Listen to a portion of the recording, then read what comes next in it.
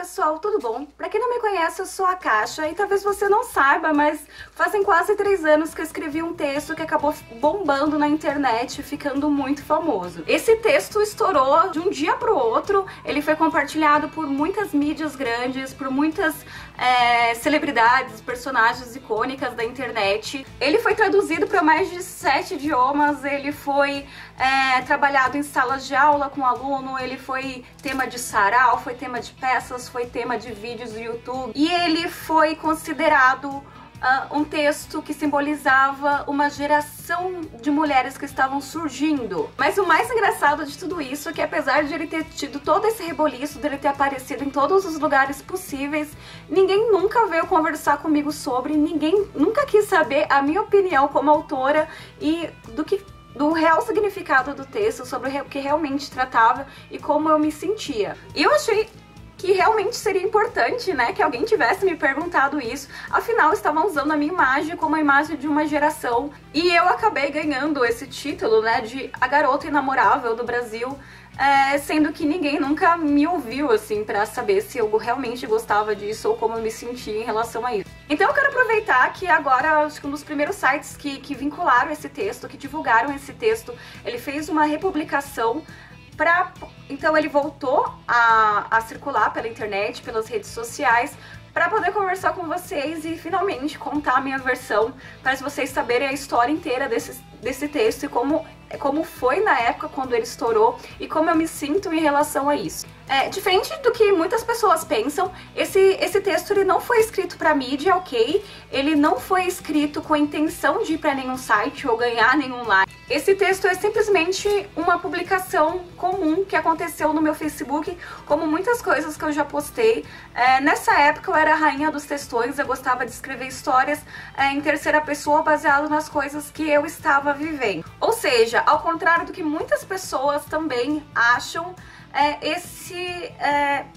esse texto não é baseado numa fábula, não é baseado no faz de conta, tudo que está escrito nele aconteceu. A única coisa que eu mudei realmente nesse texto foram certas coisas para descaracterizar certos personagens, para tirar meio que a cara, assim, trocar a cara do personagem, né, desvincular a figura da pessoa, porque eu não queria que nenhum personagem que estão presente no texto acabasse se ofendendo, né, por alguma coisa que eu tenha falado, então eu dei uma mudada. Eu também dei uma mudada em coisas que diziam respeito a mim, tá, porque na época eu não queria que o texto fosse tão vinculado a mim, justamente com medo do que as pessoas poderiam achar, né, desse meu universo, desse mundo da namorável. Eu realmente não esperava que esse texto tivesse toda essa fama, que ele estourasse tanto, porque no dia que eu escrevi esse texto foi um texto que me trouxe bastante vergonha e eu pensei que eu ia excluir ele em meia hora. Então agora vocês vão saber como é que surgiu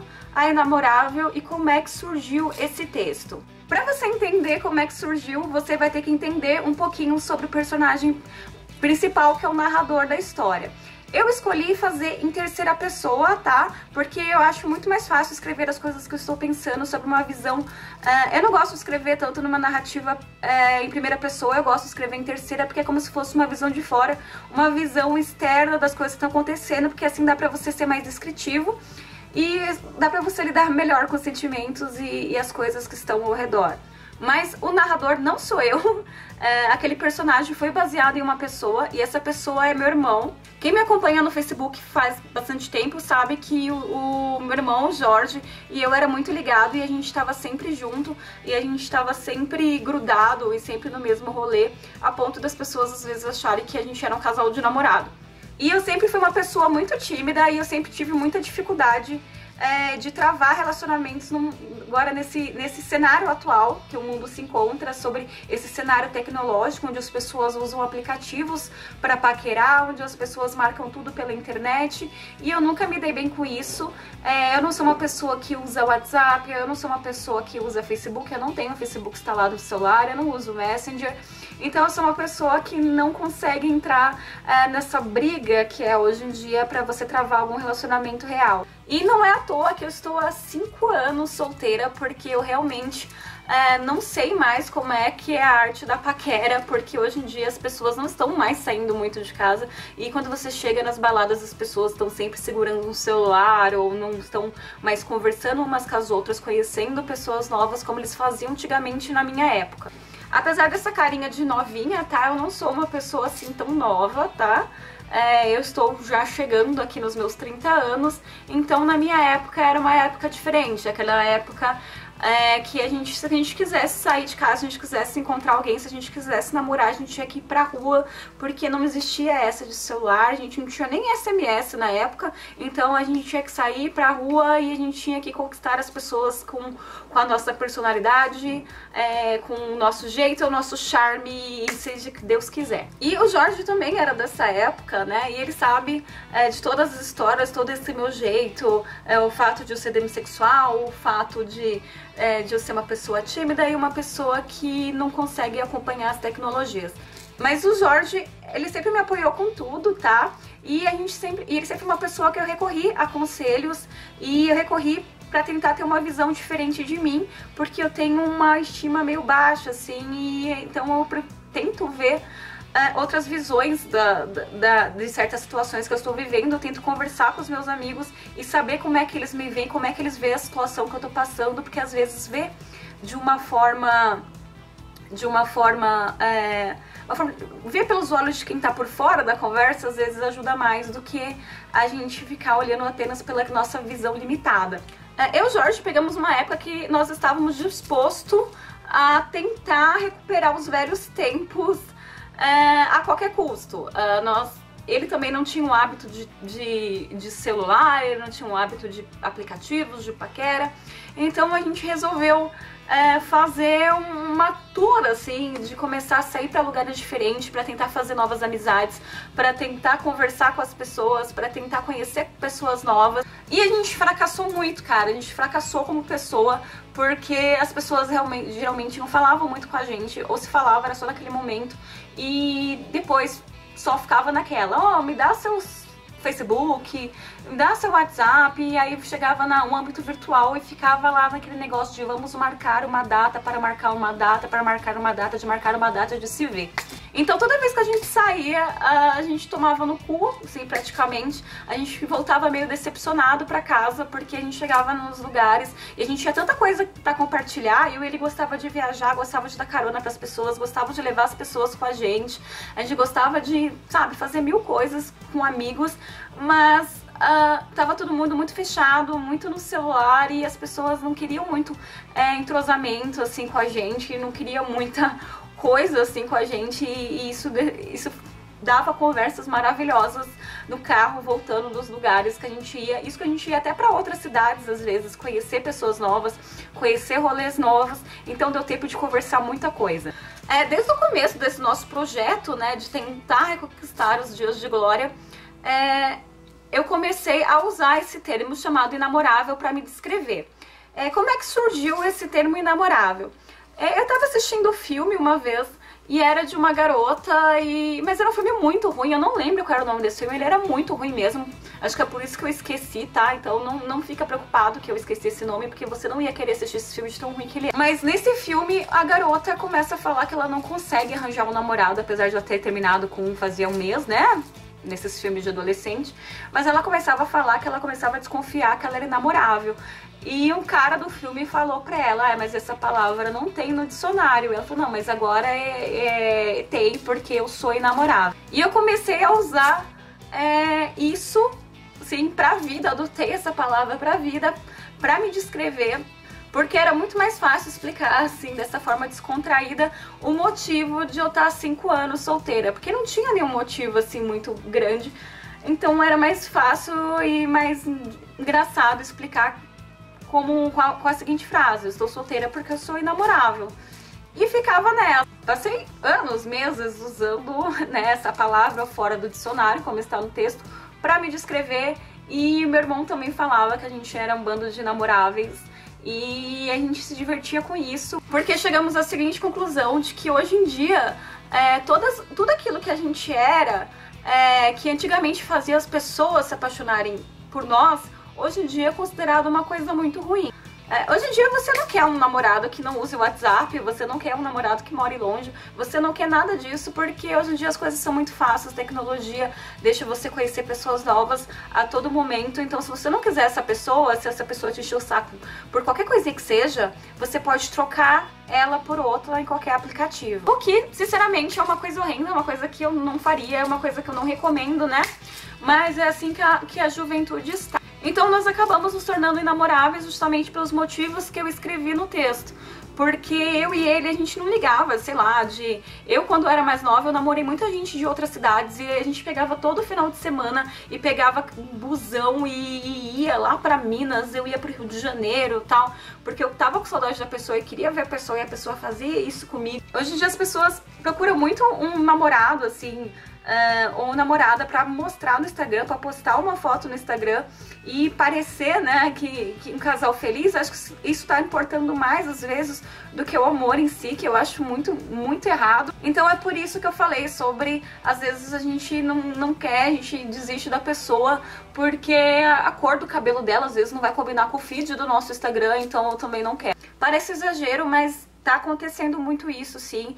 Dá uma analisada na geração Instagram, assim, com sinceridade, com cabeça aberta, e ver se isso realmente não está acontecendo. Mas ok, vamos voltar ao texto. Certo dia, eu e meu irmão foi num bar, e nesse bar é que surgiu esse texto, porque eu e ele foi uma noite um pouco pandemônica. Tinha uma banda de colegas nossos tocando, e tudo estava acontecendo ao mesmo tempo, e todas aquelas coisas que estão no texto aconteceram realmente. Como eu disse anteriormente, eu dei uma mudada, tá? Eu mudei um pouquinho os personagens, tá? O vocalista da banda não tinha nada a ver com o que está escrito lá, mas eu fui mudando personagens, mudando caracteres ali pra não associar ninguém, mas aquelas coisas aconteceram. Houve a garota chorando no bar, houve o cara de polo, houve, sabe, tudo aquilo aconteceu. Existiu aquela conversa minha e do meu irmão falando sobre a gente estar naquele bar e aquelas coisas acontecendo e a gente ficar meio perdido porque as pessoas choravam e tava com o celular na mão e ninguém escutava uma outra, sabe? E foi uma noite que a gente saiu muito triste daquele bar porque foi o momento que a gente começou a desistir daquela nossa interação, daquela nossa vontade de interagir com as pessoas, e a gente começou a achar que a gente não ia fazer parte daquele mundinho porque a gente não conseguia se encaixar nele. E a gente tava conversando no carro sobre essa questão da gente ser inamorável, sobre a questão da gente ficar passando no meio das pessoas como se fosse um fantasma enquanto elas estão com o celular na mão, quanto as pessoas não estavam dispostas a conhecer outras pessoas e quanto, tipo, tudo era questão pra não tentar, pra não se permitir. E daí que cerveja no sangue e decepção na mente são ingredientes muito bons pra gente transformar em textão. Então quando eu cheguei na minha casa daquela noite assim, meio estranha, eu pensei em tudo que eu e meu irmão tinham conversado no carro, tá? O meu irmão me contou várias coisas, da forma que ele me via, e toda a parte que fala sobre, sobre ter falado com morador de rua, sobre ter... Tudo aquilo aconteceu, eu e ele, a gente veio de outros lugares antes, e a gente veio conversando e ele começou a me contar dentro do carro como é que ele me via, como é que eu via que eu lidava com as pessoas. Ele me falava, já quando você levantou do bar, todo mundo tava te olhando e tal. E por que ninguém chega pra conversar com você? E ele fazia essas indagações. E quando eu cheguei, eu comecei a pensar, falei, poxa, por que, né, essas coisas acontecem? E eu quis sintetizar tudo, eu tava meio bêbada, resolvi sintetizar tudo num texto e eu comecei a escrever sem parar.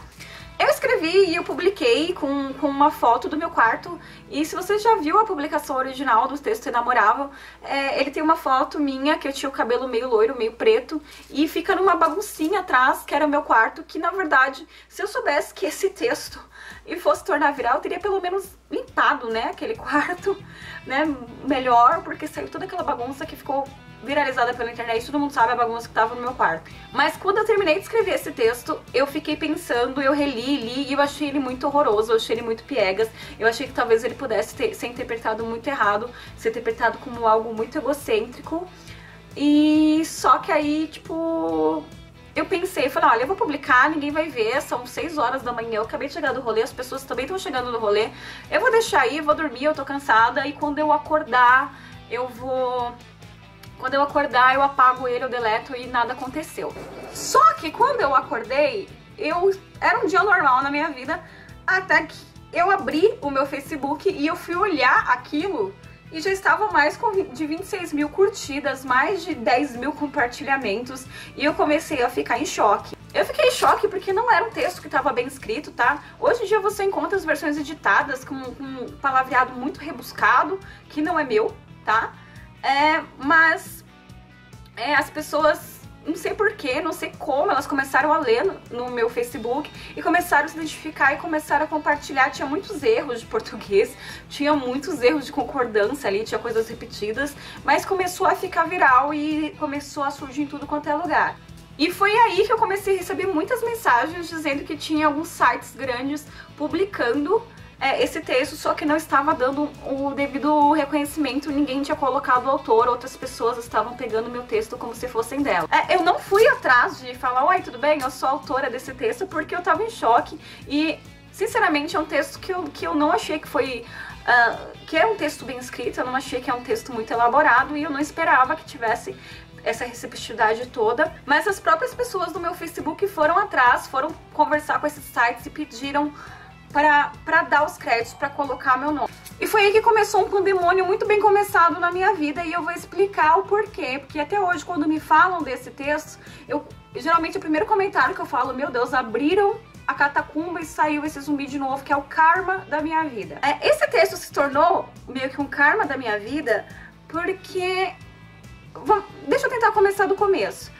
Ele tem um nome que deram, assim, que eu acho que é um nome muito, como é que eu posso dizer? Muito presunçoso, né? Muito megalomaníaco esse nome, que não fui eu que dei esse nome. Como eu disse, esse texto foi uma publicação que eu fiz no Facebook, tá? Não era matéria para nenhum jornal, não era matéria para nenhum site. E o primeiro site que publicou ele, publicou com o nome de uma geração das mulheres inamoráveis. Eu tenho que dizer que eu não concordo nem um pouco com esse nome, mas não fui eu que escolhi esse nome, da mesma forma que não fui eu que escolhi que esse texto fosse para sites, que fosse tão famoso assim, porque ninguém nunca me consultou, ninguém nem pediu autorização para publicar esse texto. Quando eu escrevi esse texto, eu reli depois para tentar entender por que deram esse nome. Eu nunca teria dado esse nome porque esse texto não foi destinado a mulheres, tá? Ele não foi destinado a também certos tipos de mulheres. É um texto que eu acho que é pra qualquer pessoa, fala sobre os inamoráveis, não uma geração de mulheres inamoráveis. Eu não usaria nem a palavra geração, tá? Porque eu nunca quis representar uma geração de mulheres, que eu acho que isso é muita presunção da minha parte, seria muita loucura da minha parte querer representar alguma coisa. Mas isso foi o que aconteceu na época, a galera achou que aquilo representava uma geração, foi quase como se fosse o novo Smells Like Teen Spirit do Facebook, e eu acabei ficando num patamar muito estranho da minha vida, tá? E por que foi muito estranho? Eu nunca ganhei R$1 com esse texto. Esse texto foi compartilhado pelo padre Fábio de Mello. Ele teve um sarau, e esse sarau, sabe como eu descobri que ia ter esse sarau? No dia me ligaram e falaram que se eu não queria comparecer ao sarau, o sarau já estava marcado fazia um mês, e se eu não podia comparecer porque já estava tudo organizado, tipo, alguém fez um sarau, uma balada sarau com esse nome, cobraram a entrada, não me falaram, depois ainda queria que eu aparecesse lá de graça, faltando 1 hora pro evento, entendeu? Então tava uma coisa muito assustadora. Aí naquele momento da minha vida eu tava assim, sendo um ícone de uma geração que não me conhecia e eu não conhecia eles. Eu estava falando sobre a minha vida, sobre as dificuldades que eu tinha, tá? Com o relacionamento, as formas como eu via a minha vida, e principalmente pelo fato de eu não ser uma pessoa tecnológica, e de repente todo mundo estava usando essa tecnologia contra mim para especular sobre a minha vida, pra me pressionar a fazer muitas coisas. Naquela época eu fui pressionada por muitas pessoas a escrever livro, tá? É um dos motivos que eu sempre falo para as pessoas quando elas me pedem para escrever novamente, para tentar colocar esses textos de novo na internet. Eu falo que eu não vou mais escrever, eu não vou mais compartilhar essas coisas justamente por causa disso. Eu nunca ganhei R$1 com esse texto, tá? E esse não é nenhum problema, eu fico muito feliz que as pessoas tenham se reconhecido nele, e isso pra mim basta. Só que eu comecei a receber muita cobrança. As pessoas me cobravam que eu escrevesse livro, e imagina, tudo de graça. As pessoas me cobravam que eu escrevesse matérias para site, as pessoas cobravam aparições minhas em lugares que eu nem tava sabendo, e as pessoas começaram a especular a minha vida de uma certa forma, porque eles queriam colocar a prova e namorar, a menina e namoravam, eles queriam apontar o dedo na cara dela e eles queriam derrubar ela de um pedestal que criaram para ela. Sim, criaram um pedestal pra minha imagem, criaram um pedestal do tipo de garota que eu era, e de repente o mundo começou a achar que eu era especialista em relacionamento, que eu era especialista em empoderamento feminino, que eu era especialista em tudo, e começaram a me abordar e me perseguir. E uma das coisas que eu achei mais engraçado, que meu texto começou a aparecer em sites de psicologia e psiquiatria, porque pessoas que começaram a tentar fazer perfis psicológicos através do texto para tentar descobrir quem era, como era e quem era a menina inamorável. E eu achei muito engraçado, porque eu comecei a ler esses perfis e eu lia coisas do tipo, essa garota, ela deve ser uma garota de mais de 40 anos, uma garota que ela tem carros e ela tem casa, uma garota que ela já foi casada e ela se separou e agora está procurando... Gente, eu faço miçanga pra viver, eu ainda não completei 30 anos, eu não tenho carro, eu tenho uma moto, assim, daquelas que dá pau, né? De vez em quando a gente tem que sujar de graxa e a gente sai lá com aquele 10ão de gasolina. E eu simplesmente, nunca fui casada, na verdade estou há 5 anos solteira e eu não tenho nenhuma frescura, tá? Eu não estou assim porque eu estou evitando homens, ou estou sendo super feminista, ou estou sendo super... como é que diz, exigente. Na verdade, simplesmente não rolou pra mim. Mas era engraçado porque eles vinham me mandar essas matérias, assim, toda hora. Os próprios psiquiatras e psicólogos faziam perfis sobre mim e vinham perguntar se acertaram, mas ninguém chegou e perguntou, olha, e aí, o que você faz da vida? E aí, como é que você se sente? Como é que foi seu último namoro? O que você tá esperando dos namoros futuros? E eu passei um tempo com muita gente me seguindo nas redes sociais, muita gente me mandando mensagem o dia inteiro, querendo que eu escrevesse votos de casamento, querendo que eu fizesse muita coisa, e gente que me parava às vezes na balada querendo saber sobre a garota inamorável, sabe? E tipo, e nunca era realmente sobre mim, era sobre um personagem que eles criaram na cabeça deles e eles acharam que era. E aí eu tive que começar a me desligar.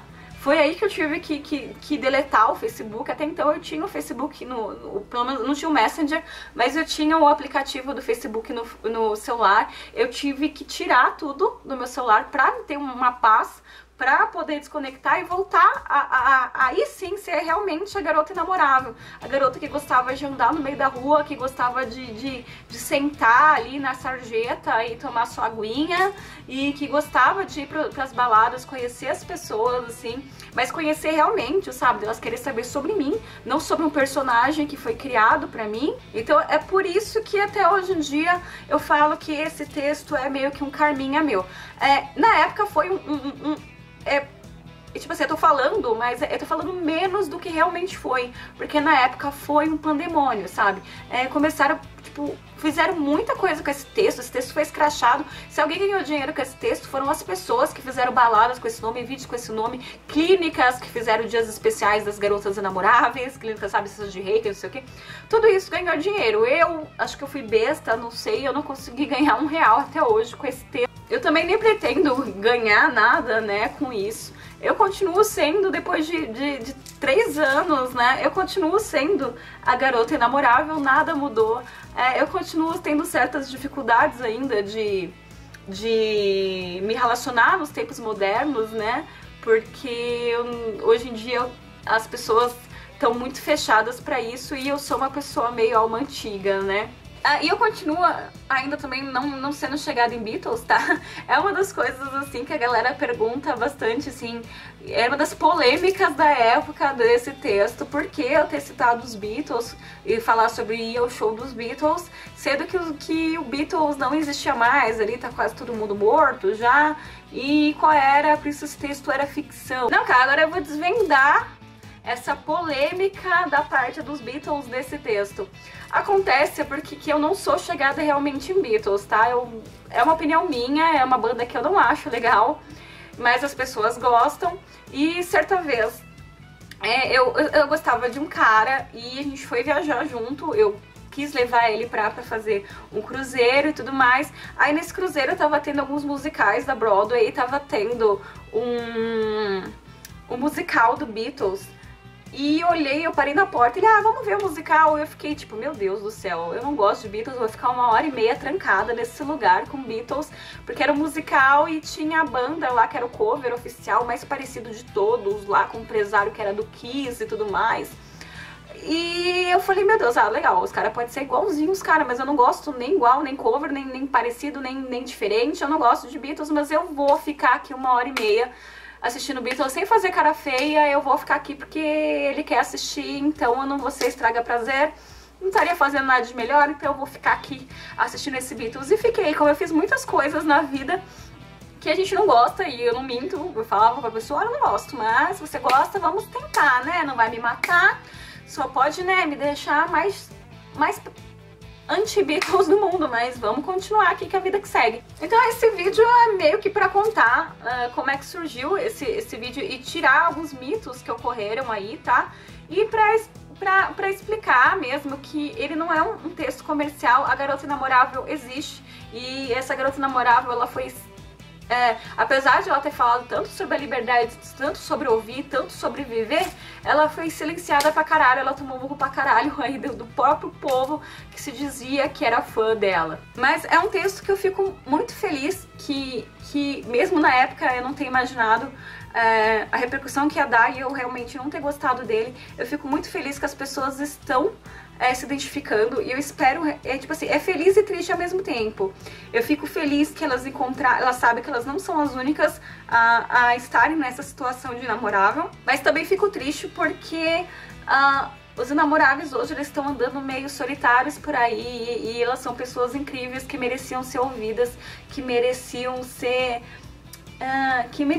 amadas como todo mundo. Então eu espero que realmente todos esses inamoráveis aí encontrem o seu caminho, encontrem outros inamoráveis e descubram que não são tão inamoráveis assim, que na verdade só estavam precisando encontrar alguém com as mesmas ideias. E espero que vocês saibam que eu não sou um personagem, tá? A gente tá aqui na internet, tem muita coisa que é falsa, mas tem muita coisa que é real. Então antes de você invadir a privacidade das pessoas, antes de você tentar fazer perfis psicológicos, tenta falar, né? Você tá com dúvida sobre algum texto, quer se identificar, tenta conversar com as pessoas. Existem pessoas assim como você nessa internet, e às vezes você pode aprender muito com elas. É isso aí, galera, acho que é só o que eu tinha pra falar, né? Por enquanto esse vídeo já tá longo, então se eu fosse debater cada coisinha que aconteceu e destrinchar cada pedacinho do texto, ele ia ter 1h30 de duração, porque realmente tinha muita coisa pra falar, muita coisa pra desabafar, afinal são 3 anos em silêncio, né,